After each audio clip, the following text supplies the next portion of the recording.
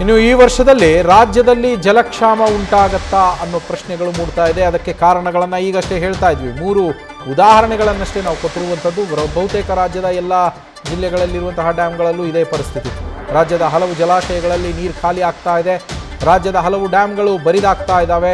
ಮೇ ಹಾಗೂ ಜೂನ್ ತಿಂಗಳಲ್ಲಿ ಮಳೆಯ ಕೊರತೆ ಸಿಕ್ಕಾಪಟ್ಟೆ ಕಾಡ್ತಾ ಇರುವಂಥದ್ದು. ಮುಂಗಾರು ಆರಂಭ ಆಗಿದೆ, ಆದರೆ ಮಳೆ ಸರಿಯಾಗಿ ಬರ್ತಾ ಇಲ್ಲ. ಹೀಗಾಗಿ ಡ್ಯಾಮ್ಗಳು ಖಾಲಿ ಆಗ್ತಾ ಇದ್ದಾವೆ. ಡ್ಯಾಮ್ಗಳು ಬರಿದಾಗ್ತಾ ಇರೋದ್ರಿಂದ ಜಲಕ್ಷಾಮದ ಭೀತಿ ಎದುರಾಗಿರುವಂಥದ್ದು.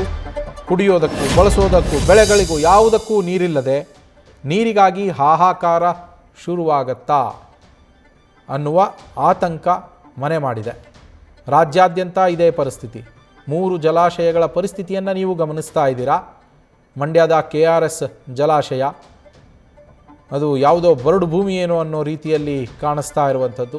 ಅದೇ ರೀತಿ ಕೊಪ್ಪಳದ ಮುನಿರಾಬಾದ್ನಲ್ಲಿ ಇರುವಂತಹ ತುಂಗಭದ್ರಾ ಡ್ಯಾಮ್ ಕೂಡ ಅದೇ ಪರಿಸ್ಥಿತಿಯಲ್ಲಿ ಇರುವಂಥದ್ದು. ಇನ್ನು ಮೈಸೂರಿನ ಕಬಿನಿ ಜಲಾಶಯ ಕಣ್ಣಿಗೆ ನೀರು ಕಾಣಿಸ್ತಾ ಇದೆ, ಆದರೆ ಬಳಕೆಗೆ ಮಾತ್ರ ಸಿಗೋದಿಲ್ಲ ಅಂತಹ ಪರಿಸ್ಥಿತಿ. ಹೀಗಿದ್ದಾಗ ರೈತರು ಬೆಳೆ ಹೇಗೆ ಬೆಳೆಯೋದು? ಜನರಿಗೆ ಕುಡಿಯುವ ನೀರಿಗೂ ಕೂಡ ತತ್ವಾರ.